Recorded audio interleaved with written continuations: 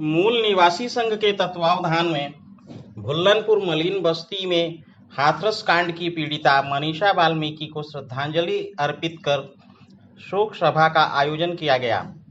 मनीषा वाल्मीकि को श्रद्धा सुमन अर्पित करते हुए मूल निवासी संघ के जिलाध्यक्ष डी सिंह ने कहा कि हम सभी पीड़िता को न्याय दिलाने के लिए हर संभव मदद हेतु संकल्पित हैं।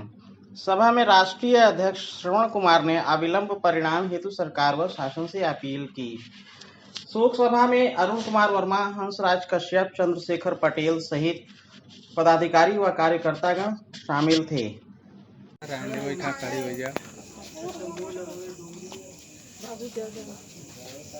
इधर से घूम के भी ले रहे हैं।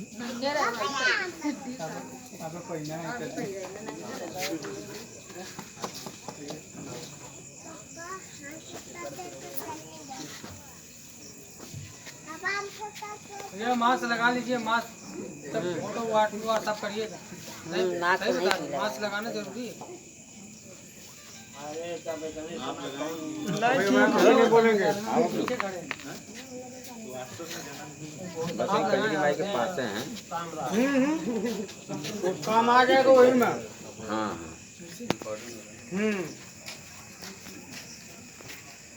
अरे चलो बात हम बताएंगे भी। ना नहीं रहने दो मतलब।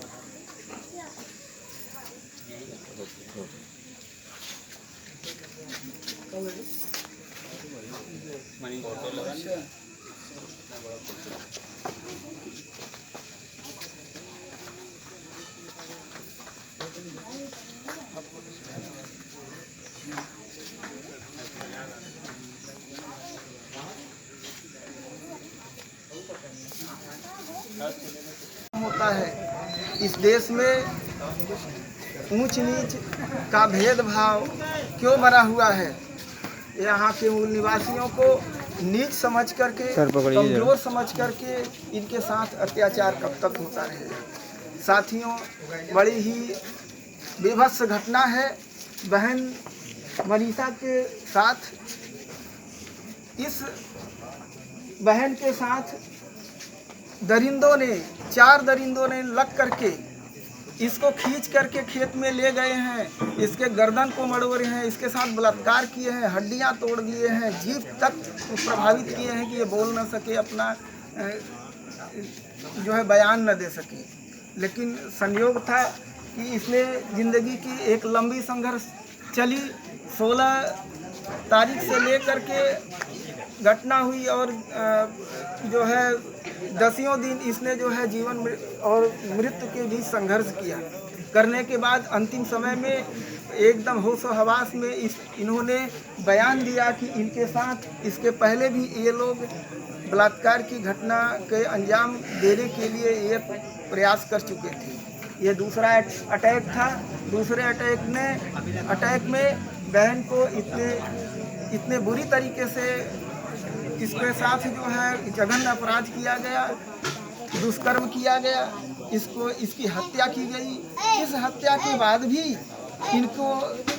इनके साथ उनका प्यास नहीं बुझा, तो इनके साथ सोने में सुहागा डालने के लिए प्रशासन ने भी इस बहन की शव को अंतिम संस्कार के लिए परिवार को न दे करके स्वयं ले जा करके जला देते हैं। कितना बड़ा ये दुष्कर्म है। साथियों, आप जानते हैं यदि हिंदू धर्म को भी लिया जाए तो हिंदू धर्म में भी कहा जाता है रात में शव को नहीं जलाया जाता है। इस बहन की शव के साथ भी अत्याचार, अपमान किया गया। वो भी संविधान के रखवाले, जिनको हम कहते हैं कि संविधान के रखवाले हैं, संविधान के रखवालों ने ऐसा किया। उसमें भी मीडिया को रोक दिया गया, मीडिया के कवरेज से रोक दिया गया। किसी जांच, SIT जांच, तमाम जांच, अरे भाई जांच हो रही है तो मीडिया जाकर के क्या उस जांच को पलट देगी या उस जांच को बदल देगी? ऐसा होगा क्या? यदि आप सच्चे हैं तो सच्चाई को दिखाने क्यों नहीं दे रहे हैं? मीडिया जा रही है, मीडिया जाएगी, आपके सामने सारी बातें करेगी, फिर वो मीडिया क्या बरगलाएगी जो है परिवार को? ये बात नहीं समझ में आती है। पूरा विश्व देख रहा है जिस तरह से जाति हो रहा है मूल निवासी समाज पे। साथियों, मूल निवासी संघ के माध्यम से कंक्लूड कीजिए सर। इस समाज को यही संदेश देना है हमें कि साथियों, यहाँ पे हमारे समाज को, इस देश को 6,743 जातियों में बांटा गया, जिसे बाबा साहब ने एक कॉन्स्टिट्यूशनल एक वर्ड में कंक्लूड किया, बैकवर्ड। यहाँ का SC ST OBC, इनसे कन्वर्टेड माइनॉरिटी, ये सारे बैकवर्ड हैं, ये सारे इस देश के मूल निवासी हैं। हमें इस देश में एक पहचान बनाना होगा। यदि हम वाल्मीकि, चमार, कुर्मी, यादव करते रहेंगे तो हम इसी तरह से कमज़ोर रहेंगे। आप लोगों से अनुरोध है कि इस पहचान के साथ आप गर्व का अनुभव करेंगे, और इस पहचान को जिस दिन आप लोग अपना लेंगे, मूल निवासी समाज, हम इस देश के मूल निवासी हैं, और मूल निवासी समाज के तहत जब हम सब लोग जीना सीखेंगे, हम सभी एक थे और फिर से एक रहेंगे, तो निश्चित रूप से किसी के साथ भी जाति होगा तो इतना बड़ा हमारा ये जन सैलाब है। 90% का ये हमारी इस भूभाग पे 90% हमारी आबादी है, हमारे साथ कोई जाति नहीं कर सकेगा।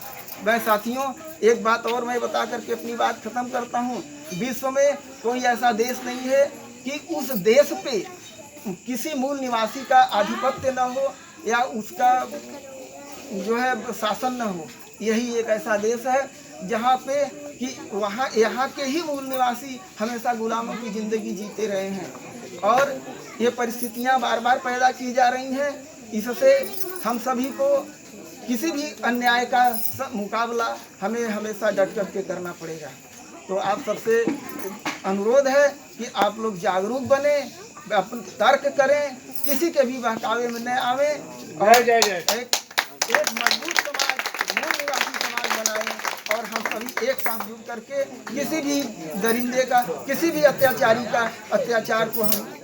अत्याचार का सामना, मुकाबला और उसका जो जवाब मजबूती के साथ दे सके, जिससे वो जुर्रत न कर सके दोबारा इस समाज के ऊपर आंख उठाने का। साथियों, इन्हीं शब्दों के साथ